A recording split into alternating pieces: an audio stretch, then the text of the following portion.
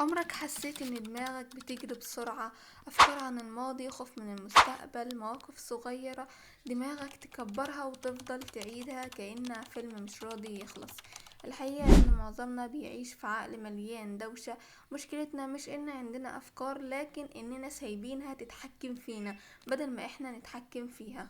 بالفيديو ده شارك معاكم خطوات عملية، تمارين بسيطة وحاجات انا نفسي جربتها والناس قبل كمان جربوها وفعلا فرقت في حياتهم. لو كملت معايا الفيديو ده هتخرج من الفيديو مش بس فاهم، لكن كمان ماسك ادوات تمشي بيها في حياتك اليومية. طبعا هنقسم الفيديو ده لاجزاء. فالجزء الاول بيتكلم عن طبيعة الافكار، بمعنى ان الافكار اللي بتجيلنا في دماغنا دي زي الغيوم، تيجي وتروح. لكن المشكلة اننا ساعات بنفتكر ان الافكار اللي شغالة في دماغنا دي هي الحقيقة.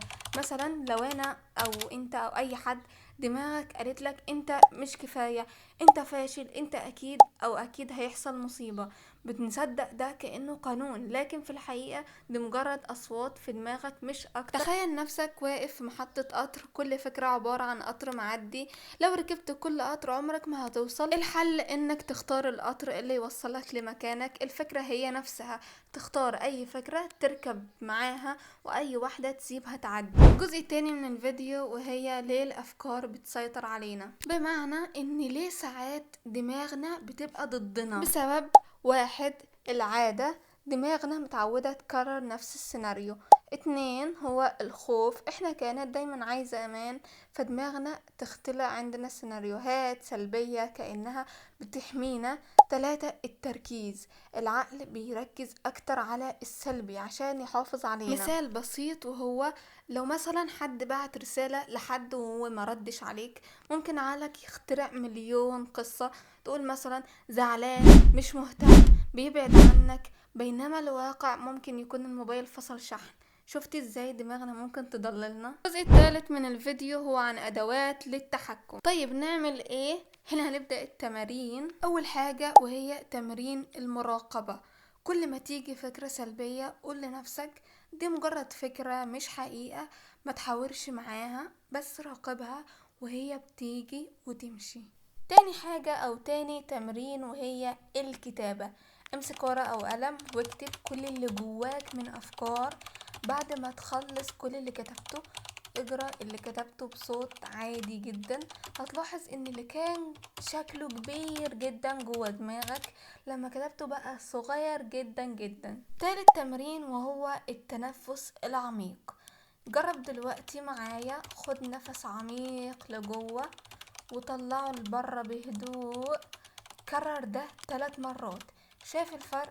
في اللحظة دي دماغك وقفت عن الجري الكتير ورجعت تركز في الحاضر اللي احنا فيه. تمرين رقم 4، تحويل الطاقة. لما تيجي فكرة سلبية قوم اعمل اي فعل صغير جدا، امشي، العب رياضة، او حتى رتب سرير. اوقات الافعال الصغيرة دي بتقطع سلسلة التفكير اللي بتقعد كتير جدا. الجزء الرابع من الفيديو هو اعادة برمجة العقل. يعني ايه اعادة البرمجة اصلا، وازاي هعيد برمجة عقلي؟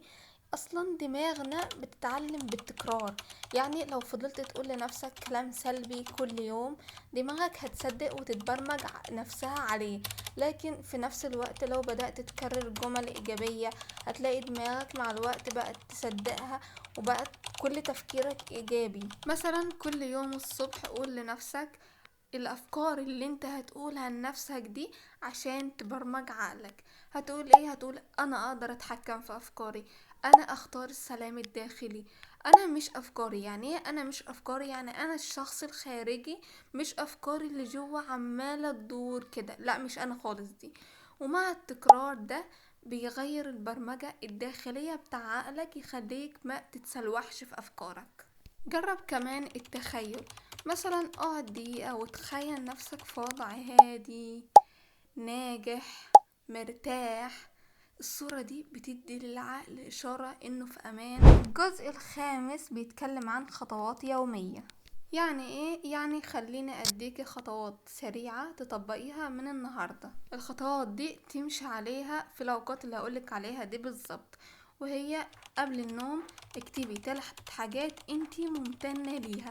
اول ما تحسي ان انتي قلقانة او خايفة جربي تمرين اللي هو النفس اللي هو شهيق وزفير، وجربي تمرين الكتابة.